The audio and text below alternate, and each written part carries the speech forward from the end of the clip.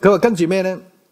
地咧吐出佢嘅死人啊，即係喺地彈晒啲屍體出嚟啦，開始嗱，即係呢個咧就其實係引力再加埋靜電嘅現象嘅嚇，因為極之勁嘅靜電咧係可以使一啲嘢吸起噶嘛，係咪？我都曾經講過呢個靜電嘅現象勁到最犀利嘅時候，甚至係使到紅海咧分開兩邊企喺度噶嘛。但係問題咧，而家咧就係嗱，靜電係唔可以使石彈起嘅，但係靜電係可以使屍體彈起嘅，你知唔知道啊？所以中國點解有僵屍傳說啊？邊個想知啊？其實中國想有僵屍傳說就係原因咧，就係好多時咧就係靜電嘅現象啊，就係人咧其實行電噶嘛。咁其實咧，當啲人咧即係通常所謂頭七啦，咁條屍體就慣咗喺度啦。咁其實咧好多時咧有啲個貓或者大肚貓咧嚇，通常最驚就係大肚貓喺啲屍體行過啊。當佢哋驚嘅時候咧，極之高速喺屍體嘅腰部行過嘅時候咧，就會擦起嘅靜電咧，就電起嗰個人咧就會向前跳嘅。所以根本以前我自己本身信道教嘅，所以一早就識呢啲嘢嘅。因為本身我哋自己嘅細叔伯咧，就其實係成日搞呢啲嘅喪禮嘅，所以逢親呢啲喪禮前面一定要擺個長凳喺度噶嘛。即係話條屍體就打橫棟喺度咁樣啦，咁隻腳喺呢邊啦，咁嗰度要擺一張人哋大排檔啲長凳喺度嘅，因為佢一彈起嘅時候咧就向前跳嘅，咁嗰張長凳就慣低佢噶嘛。呢個係常識嚟㗎呢個 ，OK 係因為靜電啊嘛，靜電係可以使屍體同墳墓裏彈出嚟，但係問題你能唔能夠想像啊？嗰個全地嘅所有屍體咁彈上嚟，你哇即係僵屍先生、屈數先生咁走晒出嚟，咁你明唔明啊？你能夠想像？佢哋邊可能想像得到？佢哋邊知呢啲科學咧，弟兄姊妹？如果我唔講嘅話，你讀呢度水過鴨背㗎，係咪？咁但係你有個咁嘅牧師，好似乜都識咁先解到俾你聽啫嘛，係咪？就係話佢哋所有呢啲嘅屍體啊，呢啲木乃伊啊，全部彈起。其實呢一種靜電遊戲你都可以玩㗎，即係譬如好似以前我哋當然唔係叫你揾條屍體去做啦，係咪？但係即係除咗呢種擦靜電嘅方式咧，其實鹽咧再加落呢啲血度咧，都會一樣有靜電嘅。所以咧，你睇到以前咧劏田雞咧。劏咗田雞之後，明明死晒咁嘅田雞，你滲啲鹽落去醃咧，啲田雞腳硬㗎嘛，撐下同你拜拜咁入啊。咁點解啲田雞腳會入咧？因為都係電嘅問題嚇。你落鹽落去呢啲屍體度咧，佢哋其實都會喐嘅嚇，都會抽縮嘅嗰啲肌肉。所以變咗咧，其實呢度係講緊咧，係 Panic 嚟嘅時候咧，佢哋見到初型嘅靜電反應嘅啫。OK， 跟住紅海嘅時候見到大型嘅靜電反應嘅啫。OK。勁啊！你諗下，你睇呢度嘅時候咧，我係聽3600年前寫啊。就算去到大約40-50年前，我哋如果再睇嘅咧，真係有心機啲人研究咧，都發覺呢度絕對唔係講緊大話。佢講嘅每一樣嘢咧，都係合乎科學，而佢冇可能想像得到，因為連戲都未拍過出嚟啦。咁中意拍喪屍片、恐怖片，都唔識得攞呢條橋段啦，係咪？係靜電引發所有屍體彈出嚟，係咪？佢講緊係地咧，淨砰吐晒呢啲屍體。飆晒出嚟喎，明唔明啊？但係你要記住喎，因為靜電，所以吐咗啲屍體嘅時候咧，佢哋係有表情同埋有動作嘅，咁先至勁啊嘛！甩頭甩計咁樣揈嚟揈去，一陣間飛一手出嚟咁樣，仲有動作咁喺度跳過嚟，咁你都幾和味。你能夠想像當時嗰種生活，你覺得即係唔怪得摩西唔寫出嚟啊，寫出嚟兒童不宜啊，嚇親啊啲人都喺度，係咪？嗰種嘅感覺你能夠想像咧，真係有咩戲拍過啊？係咪啊？即係我哋睇摩西出埃及咪睇得多啦，係咪？又唔見佢哋拍到呢一啲嘢，係咪？呢啲就算俾我哋而家咁中意幻想嘅時代啊，諗都未諗到呢啲嘢，但係人哋係寫出嚟，所以佢一定係寫緊一個事實嚟嘅。佢唔會識咁多科學，唔識咁多橋段嘅。佢唔係荷里活出身嘅呢啲人，你知唔知啦？咁所以變咗，你諗下，我哋就咁讀字讀啫嘛，讀到嚟呢度，你發覺嗰種恐怖嘅程度，佢真係好濃縮噶啦，係咪？佢已經冇逐隻僵屍話俾你聽，呢隻似邊個，嗰隻似邊個噶啦。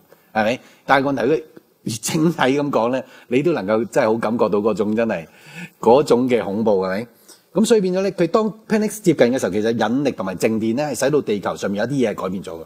其中一樣咧最受影響嘅咧 ，Panic 嚟到咧就係靜電使到啲屍體彈出嚟。咁當然咧，第日即係當神翻嚟嘅時候，我哋會被提嘅時候咧，就唔係屍體彈出嚟啦，係咪？係復活嘅身體彈出嚟啦，係咪？到時啊，咁但係呢度咧就有個咁嘅現象啦。個地吐出死人，屍體咧從棲息之處咧遭趕出啊，或者係即係佢寫其實係拋出嚟啦，直情係，即係話佢哋全部喺明明係棲息之處噶啦，全部好似嘢拋佢哋出嚟，咁全部彈到你出嚟嘅。但係記住就係佢哋彈出嚟，全部因為靜電咧係會喐嘅嚇。As long as個靜電存在嘅話咧，佢哋就會一隻一隻咁跳下跳下噶啦嚇。咁就都幾恐怖，周圍喺度跳咁樣，唔係靈恩聚會喎，係殭屍 party 喎呢個嚇。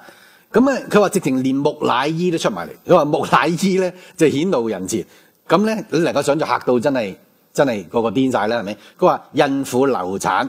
男人嘅種子亦停住，呢個就講緊男性都停咗生育機能啦。喺咁嘅情況底下，即係嚇到就已經癲晒嘅，已經癲晒，即係直情有 BB 嘅都嚇到流產啦。喺咁嘅情況底下，非常之刺激緊張。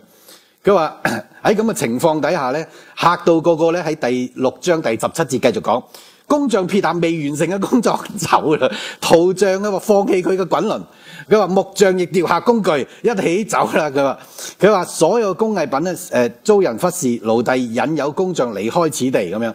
咁呢個其實講到咧就係喺呢個奴隸又講翻以色列人啊，就其實咧講到原來嗰度嗰啲專業人才同埋好多嘅埃及人咧，其實原來跟咗以色列人出埃及嘅，佢哋都走咗嘅其實嚇。好啦，咁跟住咧喺第6章第18節就咁講，法老無法收稅啊，因為國中咧無小麥，也無大麥，無鵝也無魚，他的權利咧未能予以執行，因為良田和牧場都毀壞了，尊貴與卑微一起禱告，希望生命就此了結，即係嗰個都求死啦，已經喺嗰陣時候，即係人間地獄，究竟仲要過幾耐咧？係咪？仲要過幾多日咧？係咪？晚晚都冇得瞓，晚晚日日都冇得瞓。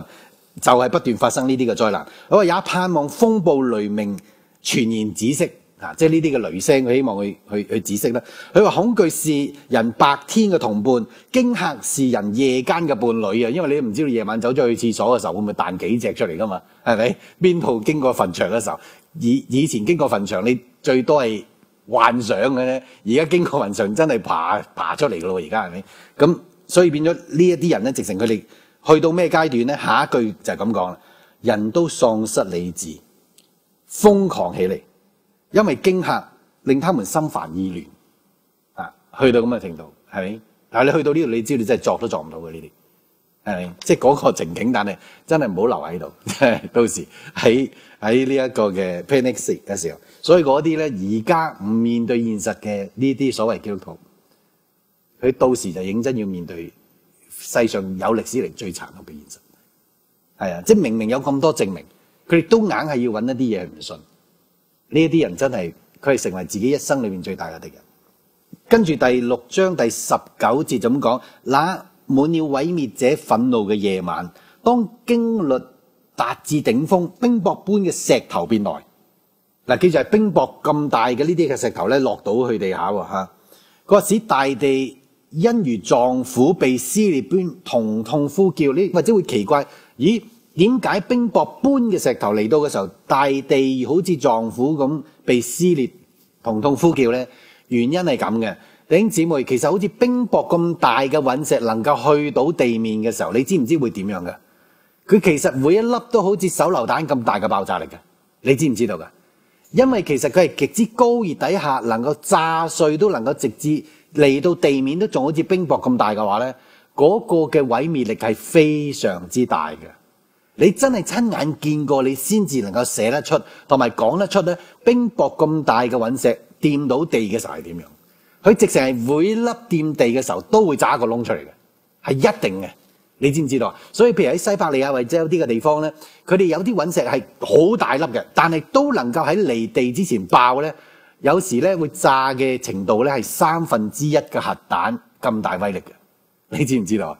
所以咧，如果有啲細細粒，雖然細細粒落到地咧，都係好恐怖嘅嗱。所以跟住我哋就喺呢一句之後接住讀落去咧，咁你就知道佢一定佢哋真係親身經歷過。佢話冰雹般嘅石頭便來，使大地因如臟腑被撕裂般痛呼叫，閘門、柱子和牆壁都被火燒化。神像傾倒損毀，惶恐逃離家園嘅人遭冰雹擊斃，呢個就係冰雹啦。跟住就係冰雹，之前係冰雹一樣嘅石頭就係隕石跌落嚟，在家中躲避冰雹嘅人，給裂開嘅大地吞噬。呢一個就係天坑啦。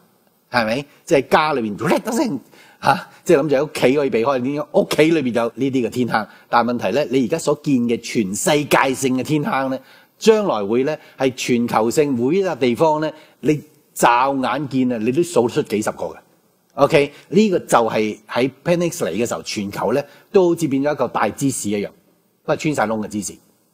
OK， 所以而家你見到嘅唔係淨係廣州一笪地方有天坑，淨係香港或者九龍、扯旗山咁有呢幾笪地方，唔係，係全球都有嘅原因咧，係因為全球已經向緊呢個方向咧，我哋嘅地咧已經向緊呢個方向咧，去預備緊咧 Panic 嚟嘅時候全面嘅改變嘅。跟住第6章第20節就咁講，佢話人嘅住處倒塌下嚟，壓住他們，四面恐慌處處，但在蘆葦之地，那住在棚屋和地牢中嘅奴隸，又係奴隸喎，即係邊個人啊？即係邊班人啊？咪摩西嗰班啦，咪就係以色列嗰班啦，卻幸免於難，佢哋就冇事，佢哋就呢班就隕石啊，乜嘢都嚟齊晒。嗰個地像火種一樣不斷燃燒，有一個人正看着自己屋頂嘅時候咧，天上摔下佢嘅憤怒咧，他就死了。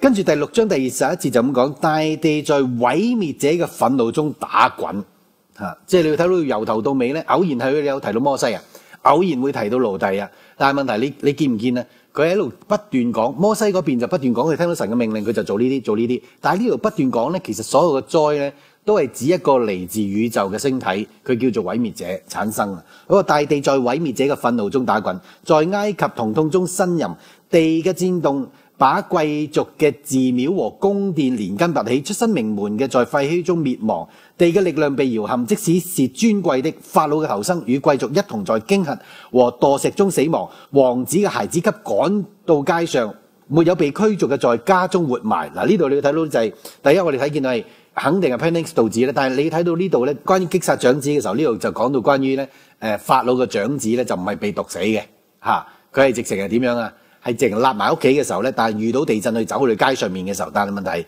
喺街上面咧，佢係俾呢啲嘅石咧去砸死，使佢死亡啊！咁上到街嘅就俾墜下嘅石砸死啦。咁佢度講到王子嘅呢啲嘅孩子咧，唔上街係點啊？唔上街就喺家裏邊被活埋嘅嚇。咁跟住喺第6章第22節就咁講啦，9天黑暗和動亂，伴隨着前所未有嘅暴風雨肆虐。